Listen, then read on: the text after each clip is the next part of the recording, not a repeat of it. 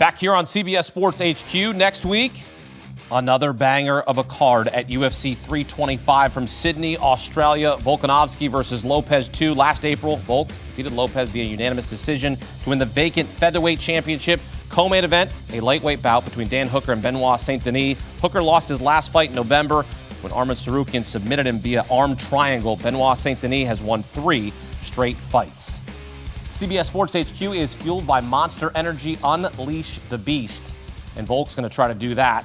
Versus Lopes 2. BC, what do you want to see from the champ in his title defense? Look, I want to see at this age if he can do it once more against a young, hungry Diego Lopes, who gave him a good challenge the first time around, but it ended up being a rejuvenated Volkanovski in his late 30s to come back, claim the title for the second time, and show us that he still has it. As his age in fights progress, you question his durability. He's got to stay away from Lopes in this one, outsmart him, maybe use that ground attack. Ultimately, though, for him to continue to win and defend titles at this age, he's only adding to that all-time great legacy. And Lopes is coming off a win over Lord Jean Silva. That's impressive, and it came on the back of a spinning elbow. Yep. The strike that Jean Silva likes to hit other people with. What's the adjustment for Lopes in the rematch against Volkanovski? He should have some confidence. He dropped him in the second round, then kind of fell into Volk's game. But this second rematch here could bring a little wrinkle to give Volk another challenge. BC, what's the biggest adjustment Lopes needs to make in this rematch? I think he's got to carry out a game plan. I think in the first fight, he did too much of following Volkanovski around,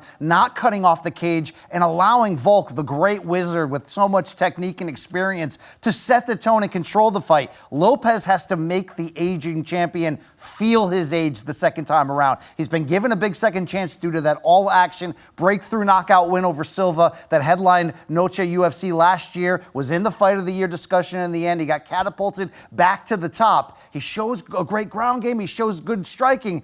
But it's got to be game plan regimented because you can't make mistakes against Volk. And you have to start fast against him because it kind of felt like he fell into the championship jitters a little bit. Yes, he dropped him in the second round, but once he kind of realized, Volk picked up his reads and realized that he was the far better striker, Lopes fell way behind in the boxing. He was biting on feints. He was eating uppercuts. Lopes needs to MMA him. He needs to mix up the game way more. You can't strike with a guy like Volk purely. You're going to lose that battle. I don't want to discount 37-year-olds anymore. Because you know I was on Justin Gaethje to win UFC 324 main event. 37-year-old Alexander Volkanovski. I'm going to make it back-to-back 37-year-olds winning UFC 324 and UFC 325. Don't discount 47-year-olds. Right. Like, give it up for the old guys. A lot of people say Volk isn't going to lose until he retires. Okay. All right. So Lopes and Volk 2. That's going to headline UFC 325.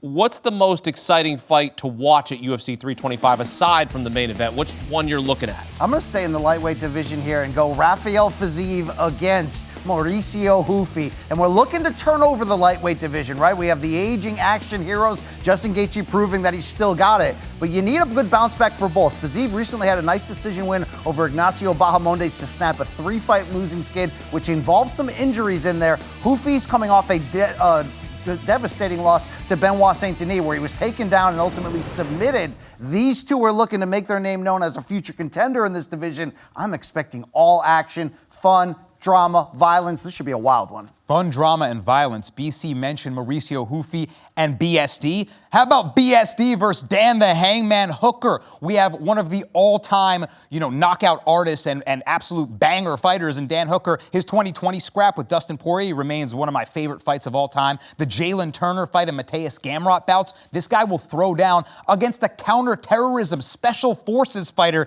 in BSD who will just melt you with the pressure. That's going to be an absolute banger. Brian Campbell, Danny Brasco here with us on CBS Sports HQ, fueled by Monster Energy. Unleash the Beast. And you can watch UFC 325 next Saturday on the new home of UFC. Say goodbye to pay-per-view and hello to Paramount Plus. Visit ParamountPlus.com to get started right now and experience a mountain of entertainment.